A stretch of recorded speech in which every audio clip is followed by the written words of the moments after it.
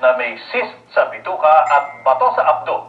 Humihingi ng tulong para matustusan ang malaking halaga sa operasyon.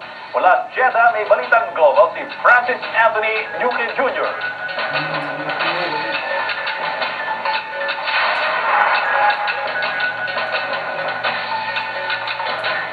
Naiiyak si Rowena Velasco na dumalo sa meeting ng Filipino community sa Jeddah. Nandito ko sa inyong harapan ngayon, nalalawagan po ako na sana po, bigyan niyo po ako ng pagkakataon na malugtungan niya ng buhay ko. Sana po may sabuhin yung mga anak ko hanggang umaakit sa Pilipinas. Sumulat si Rowena na nanghihingi ng tulong at ibinigay sa isang concerned citizen na pinaikot sa isang social network at teleton. Agad na umaksyon ang Filipino community sa pangunguna ng Kabalikat Civicom, Philippine Guardians, at OFW Cooperative Council, Kapit Bisig OFW, at ASTI Group na nagkaisa para maghanap ng pundong pantustos sa operasyon ni Rowena.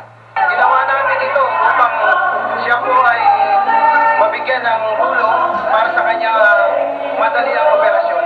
Nagpalabas sa pagtitipon ang ilang Pinoy entertainers at nagbigay ng libreng pagkain para makalikom ng mga donasyon na sinuportahan ng konsulado. Merong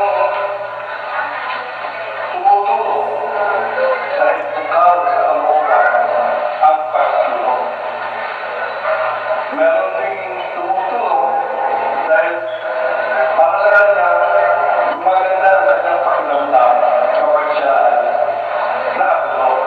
Ayon sa mga dalubhasa, ang colilucal o cyst sa bituka na ang most common symptoms ay abdominal pain at maaring magbunga ng jaundice o paninilaw ng pasyente.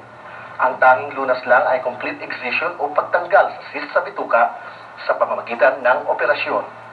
Francis Anthony Nuque Jr., ABS-CBN News, Jeddah, Saudi Arabia.